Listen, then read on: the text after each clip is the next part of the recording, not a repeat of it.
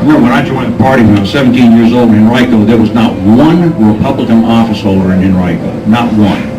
Not a member of the Board of Supervisors, not the Commonwealth's attorney, not the clerk, not the sheriff, no one. Not even the congressman was a Democrat. This is unhealthy. It's very unhealthy. It distorted the bar.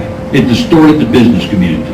It distorted everything that was really going on out there in the community, and something had to change.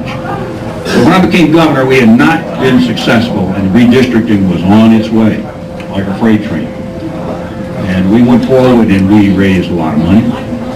We hired polling. We hired professionals. We recruited candidates. And we went out there to determine to win. And at the end of that period of time, we had, at the end during my administration, the first Republican House of Delegates and state Senate majorities in the history of Virginia. And we all succeeded together to make that happen.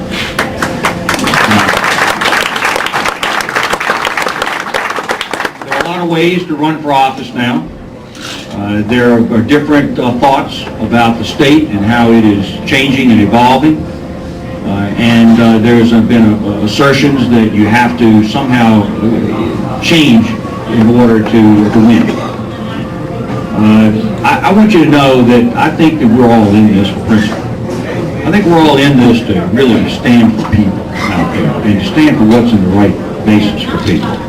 There's been a suggestion that Northern Virginia particularly is moving left, and therefore you got to move left in order to win Northern Virginia. I just don't think that's right. I've run twice in Northern Virginia. I ran against rich Democrats from Northern Virginia twice. I ran against a rich Democrat from Northern Virginia for Attorney General, and I ran against a rich Democrat from Northern Virginia for Governor. And I carried Northern Virginia twice, and we'll carry it again if we want.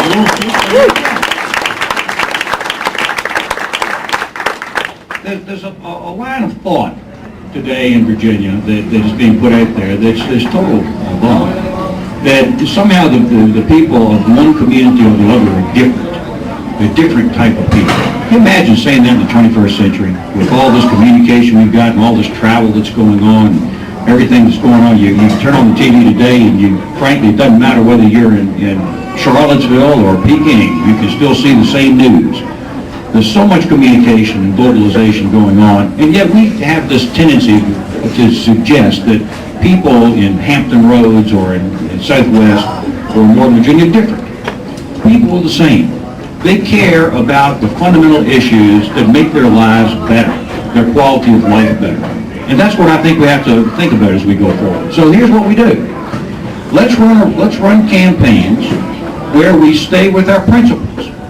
We stick with what we know has been right for a long, long time. And that means that we are conservatives.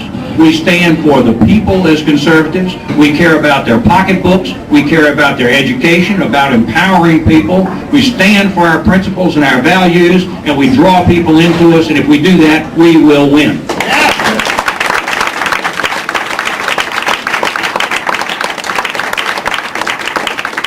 People of Virginia are looking for integrity. They want somebody who's going to run on something and then stick with it. They're not interested in somebody who runs for office and pretends to be a conservative and says, oh, well, I'm not going to raise your taxes, and then they proceed to turn around and do the other thing. If they want to win and they are pretending that Virginia is now so liberal, then by gosh, they ought to run and say, I'm going to raise your taxes, and then see if they can win. But they don't do that, do they? No, they don't. They run and pretend that they're going to do something entirely different, and that's not what is acceptable. It's not acceptable because it undermines young people's, and frankly all citizens' faith in the system. And we're seeing today a crisis of the system, a crisis of faith in the system. And I can understand that. If politicians run for one thing and they say they're going to do something else, they turn around and do the opposite in office, it creates giant cynicism. It isn't right. It isn't what Republicans do. It isn't what we should do. We ought to run on our principles, stick with it, keep our word, and do what we say we're going to do. And then we will win.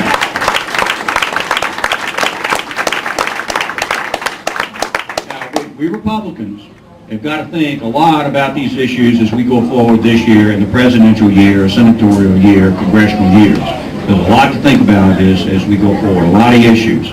Now, I studied foreign policy here at the University of Virginia. I took my degree in government and foreign affairs. I studied actually Russian area studies here. I went into the United States Army. I'm a United States Army veteran, as was pointed out. In fact, it's pretty exciting to come to a place like this. An awful lot of veterans in the room. We could win the war on terror just in this room. Very impressive. Very impressive. But I was proud to serve my country in the United States Army, and I learned a lot by going into the intelligence corps, to the intelligence community, in those years that I served our country overseas, in the service overseas in Germany. I have devoted a lot of time to thinking about foreign policy. I have traveled extensively to foreign countries. As governor of Virginia, I traveled to 3 continents of 12 countries on behalf of this state with respect to business and trade issues. Asia, South America, and Europe. I have traveled to Afghanistan. I have been to Pakistan. I understand Pakistan very well. It's as current as today's headlines, literally today's headlines. It's a very dangerous moment there in Pakistan. We don't know what's going to happen. It combines up with the danger that we have seen in Afghanistan, the danger that we have seen in Iraq and Iran. This is a very critical moment in the history of the United States. We studied it as far back as my time at UVA. This rising anger and resentment that we have seen across the world. And the United States is going to have to use a very sophisticated foreign policy and all of its tools at its disposal in order to deal with the challenge that is ahead of us. But we know this, when the Democrats say it's time to get out on the timetable and abandon Iraq automatically and immediately, they are not serving the best interests of the United States of America. And we will reject that. Many of you will recall that I was called on by the United States Congress when I was the governor to chair the National Commission on Homeland Security and Terrorism for the United States Congress. They came to me and they said, we're going to put together a commission. This is not a commission of wise men running around Washington. We're going to put together, we want it to be chaired by a governor that's acquainted with foreign policy issues.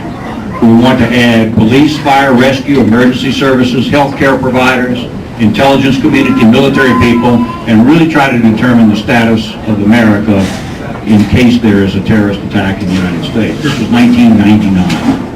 3-year commission. So we did our report the first year, 1999.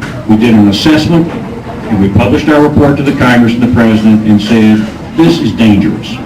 This is a very dangerous time, and there is serious danger. Maybe not a nuke, maybe not a bio attack, but almost certainly a real danger of a conventional type of attack of some kind in the United States. Now we need a national strategy. We better get one. A year went by, year 2000. Nothing happened. We published our second report. We said, fine. There needs to be a national strategy. We'll give you the idea strategically about what kind of national strategy you ought to have. You ought to deal with these issues of federal, state, and local cooperation, and how you build in the private community, and how you build in businesses. So you do all that kind of thing. And we published that report, December 2000. Nothing happened. The following year, we did our third and final report. And we said, a year's gone by, the moment is very dangerous.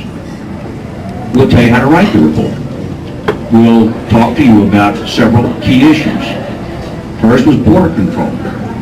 We said border control is not just an immigration issue, it is a dangerous national security issue. We have to address this, and we'll tell you some ideas about how you do it.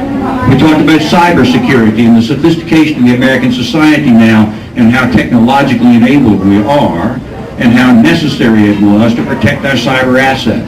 We talked about the issue of how you fold in federal, state, and local people and get them ready to go on a homeland security issue. We talked about how you use the military in the homeland. We spent almost most of our time talking about health care and the necessity of getting this country ready for a response in case there is a serious pandemic or terrorist biological attack. And then we were done. We sent our report off to the printer, first week of September 2001.